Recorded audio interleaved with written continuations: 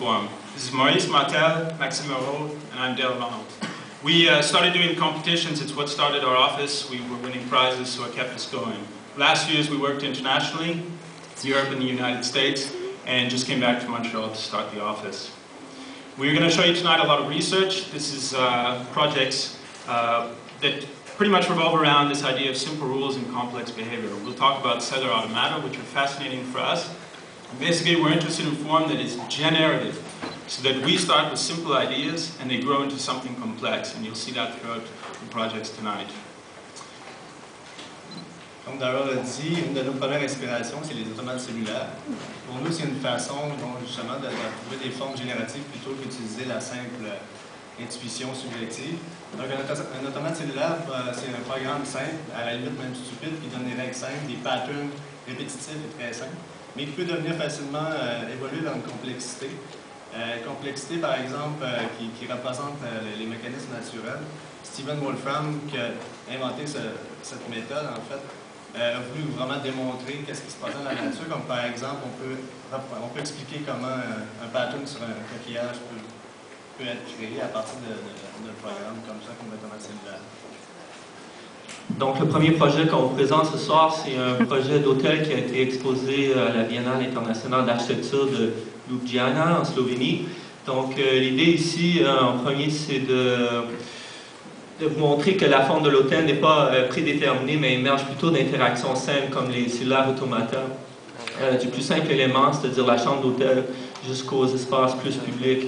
Donc, la chambre devient l'embryon, qui module l'ensemble de la structure, de l'architecture, mais aussi la lumière, les circulations, les modes de vie et la structure sociale du projet.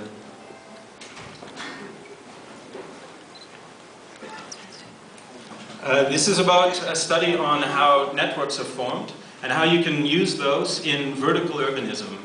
This is a project that was proposed here in Montreal on the East in Notre Dame as a kind of taking back of this idea of the 60s and how we think big.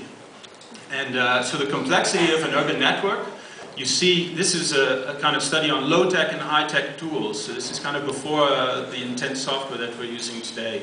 And this enormity of an urban condition.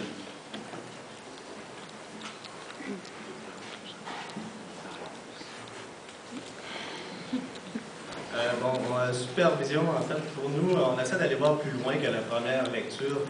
Justement, les outils ou les échelles qu'on utilise, pour nous, c'est pas un outil pour pondre un projet, mais on l'utilise vraiment. Ensuite, on ajoute des critères un peu d'architecture, en fait, ce qui va faire évoluer le projet vers quelque chose de tangible. Donc ici, au lieu d'utiliser les cellules comme espace uniforme, distinct, on a fait une exploration sur les interstices, l'espace entre les cellules. Donc on peut voir qu'il y a une corrélation assez proche avec, par exemple, les plans ou les expériences de Mies van der Rohe. Et si on pousse ces explorations-là un peu plus loin vers une troisième dimension, on peut voir qu'en travaillant une évolution, donc en bas ce que vous voyez, c'est trois embryons, des murs de cochons et d'humains. Donc on peut voir qu'en changeant le code un peu, on peut générer des structures totalement complexes. One of our, I think, strongest architectural projects is a study on a house and how you can have an infinite variety of spatial arrangements. So you have a variable plan, a variable section, and a variable program. So you get something like 300 million variations, but in reality it's much more about infinity. You have like structure on the outside of the house, you have panels in the roof that are operable, and you have each of the elements within the kitchen that rise and turn, and it's about a social complexity that can persist within our living environments, and how architecture does not become fixed, but is open. Ici, une autre étude qu'on a fait en utilisant les cellulaires automata, mais cette fois-ci sur le thème de la densité à l'échelle urbaine, la densité à l'échelle architecturale.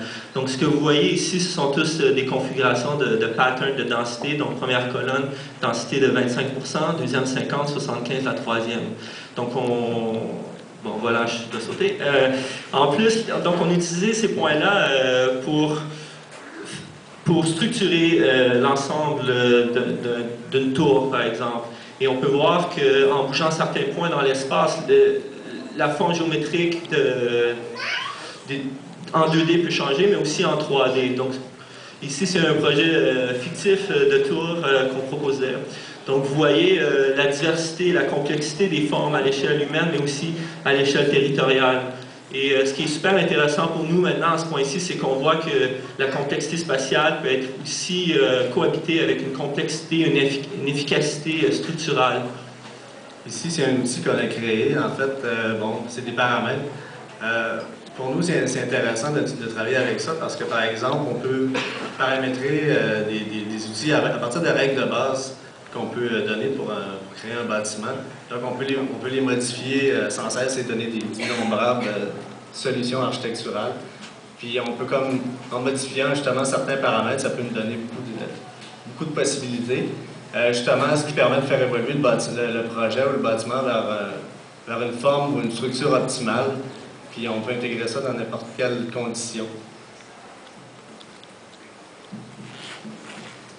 The same studies that we're looking at in terms of spatial arrangements are also carried out by engineers. So cellular automatics can be used to structure a building, can be used to structure and find an efficiency. And this is part of a study done that calculated the efficiency of weight of structure within a high-rise building. So this is great because it shows collaboration for us.